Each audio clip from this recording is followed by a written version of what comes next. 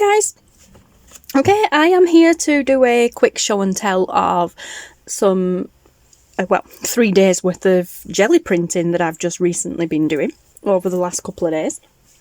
There is a lot to get through, so I'm literally just going to talk you through the next 5 or so minutes, or knowing me, an hour, talk you through the things that I used to do these with, and then I'm just going to speed the video up and show you, just show you each print and speed the video up. I'm not going to talk about it, I'll speed it up and add some music. But yeah, so I used quite an array of different things to create them, as well as just rolling off anyway.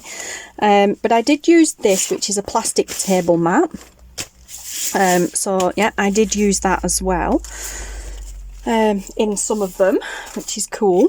I used corrugated cardboard. Now in some of them you'll see like a crisscross design, and then you'll see like a diagonal design. This was this, and I just kind of did it that way, that way, that way, like that, and then that way. Occasionally you'll see some that have lines throughout them. I used this again on the edge, and I just did this with it, you know, like in different directions. I went for a very grungy theme. Some of them have this in it, which is mesh off a punnet of plums. Yeah, so most of the diagonal ones, I'm not sure if I'm going to be able to find one to hand straight away to show you. Most of the really in your face diagonal style ones were done with the like these. I love this one. This style here was done with the corrugated cardboard. This little blurry style was done with the mesh. But yeah, so I used that as well. Then I used this, which is a silicone baking thing, mat. It is for, stop saying sorry. I've picked up in recent video, I mean I haven't videoed for a few weeks anyway because I've just been really busy, but I've picked up in editing, sorry I'm trying to stop myself from saying it, I've picked up in editing that I do say a lot between every sentence. So yeah, I mean I do say yes, so I'm sorry, you'll just have to get used to that. I say that anyway, I do say anyway, but I've started annoying myself editing, so goodness knows how you guys feel. But back to this. This is for oh god, this is for pastry. So obviously you roll your pastry out and then you lay it on and you roll over it, sort of thing, and then you get the imprint of this onto the pastry, or icing, fondant icing, that sort of thing. So but I did buy it specifically for Gelli printing. I'm never going to use it for baking, so I'm not bothered about it getting grunged up or anything, but it did clean up quite well. It I did just spritz it with water, gave it a wipe over with the sponge, and then I did run it under the tap. I just left the tap running, and because it's very flexible and pliable, obviously I just kind of did this under it and drip dried it, sort of thing, over the sink. And then I laid it flat on top of one of the dustbins outside in the backyard yesterday, and no, it wasn't even yesterday, the day before, and left it to dry because we've had a few days of beautiful weather. It's still beautiful now, so it dried really quickly. I've just left it out for a few days because I forgot about it. Then I've got this. I love this. Honestly, I love this. This is just a piece of card, basically. Me and Taylor quite often get a pack of 6 muffins, double chocolate chip muffins from Asda's. As you can see, they're big, and they come in obviously their own bun case. And because they're in cellophane packaging, the only thing that really stops them from moving around and keeps them in place is this little card. This piece of cardboard thing here. It's perforated, and I've already got, that's already kind of coming off there. But the more paint that got layered up on this, the thicker it became, the more rigid it is, and it made some real cool prints, as you will see. But then I got these. This Cogs one will feature quite a lot. I've left the colour on these for you to see the design better. I love this one, and it fits in with my current theme that I'm going to be working with in a design team project that I'm doing.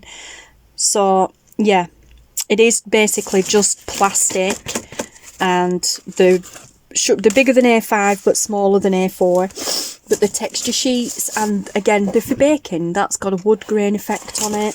That's got roses on it. I've got numerous other ones, but I use those three the most. And that is it. Oh, bubble wrap. You know, I used bubble wrap. The rest of it, I just kind of used my roller. Some of the big lines and things on, I don't know, you'll see some of the lines on it I didn't do with the corrugated cardboard. Some of the lines on it I did with the roller. I just rolled over in every direction, and I didn't press down too hard in the gel plate because you don't want to ruin it, but I did squish down quite a lot. Instead of doing nice lines like that, I just kind of any which way. But yeah, so I used these two are the only ones that I use the sticker sheets. This is an A4 sticker sheet, not very sticky anymore, but these are just two A4 sticker sheets, and they were off to the side and I just rolled off on them, and then I had some left on the baking sheet, so I used that to get a nice print on that. Excuse me. Whenever you see some here that have a little square on them like that, they came from a smaller gel plate that I had at the side that I was using as a roll off. Otherwise, they all came from my large 14 by 12, 14 or 16, 14 by 12, I believe it is, jelly plate. And I used A3 printer paper, A4 paper, I used rice paper, I used tracing paper, I used Amazon packaging paper. I'm not going to stop the video and go into details on everything I did use. These two here, I'll say this now because I won't stop the video when I get to him, but these two here were done with Amazon packaging, not just paper. These were the Amazon card, you know, the card box things that you get. All I did was just pulled the inside out, the two little flaps off, and yeah, that's the packaging. I just loaded the plate up with acrylic paint and then stuck this directly on it and pulled off. That was so much fun. That was when it was on the plate, I rolled over it. Yeah, so much fun. This was another one of them, but a bigger one. I do have videos. No, I didn't do a video on this. Again with the arms, I'm so sorry. But yeah, I used the stencil on that one. It's not a stencil. I used the texture sheet on that one. This was the inside of this, the inside layer of that. But as I was rollering on it, it actually started coming away, so I peeled it off. It came off in one go. So that was interesting.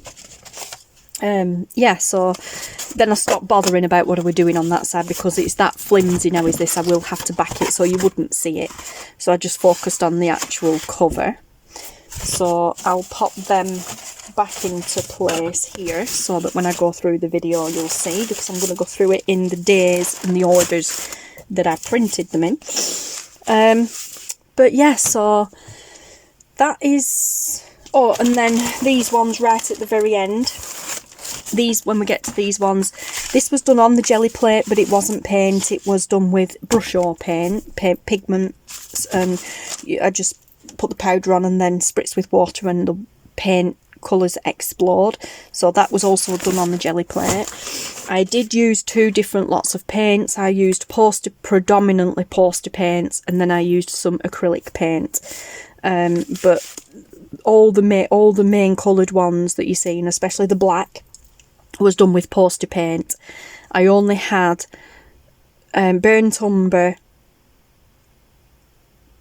viridian and cadmium red in the acrylic paints, and I didn't actually use acrylic paints until I started playing with these. So from here onwards there was a mix from here right through to the brush or paints. That was a mixture of poster paints and acrylic, but everything else before that, all of these before that, were just poster paints, kids' poster paints. So you can still get good effects with poster paints that you can with acrylic. The drying times and the working times are just a little bit different. But yes, so as I said, I have waffled for 10 minutes now. I'm going to cut off now and speed this up.